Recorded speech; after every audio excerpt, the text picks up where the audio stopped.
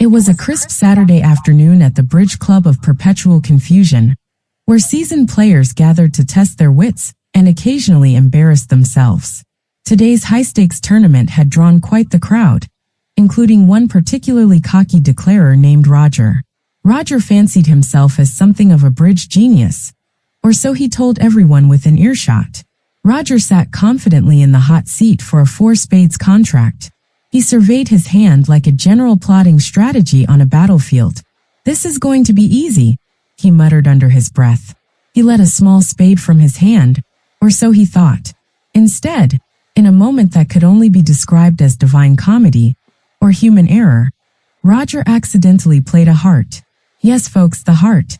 A collective gasp rippled through the imaginary peanut gallery watching this unfold. Now here's where things got interesting.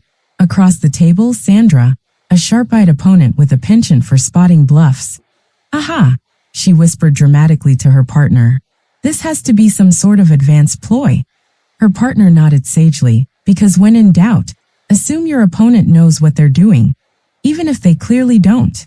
Flustered but unwilling to admit his mistake, Roger doubled down.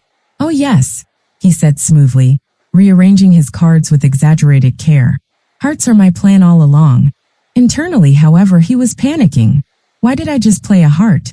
Encouraged by Sandra's apparent buy-in, Roger decided to lean into the chaos. He continued playing hearts like it was part of some masterful scheme.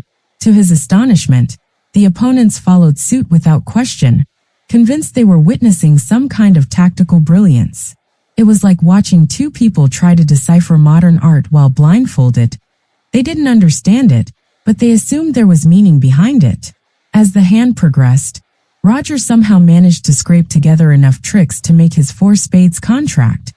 Not through skill or strategy, mind you, but purely thanks to the sheer bewilderment of his opponents. When the final card hit the table, silence fell over the group. Roger looked like someone who had just won the lottery despite forgetting to buy a ticket. "Well," Roger finally said, breaking the tension with a grin that could charm a grizzly bear, "I guess even my mistakes are brilliant." The room erupted into laughter. Sandra threw up her hands in mock frustration. "You're impossible," she declared, though she couldn't hide her own smile. And so, Roger walked away not only victorious, but also armed with a new anecdote to share at future tournaments. From that day forward, whenever anyone questioned his strategies, he'd simply wink and say, "Remember the time I made 4 spades by accidentally playing hearts? That's just how I roll."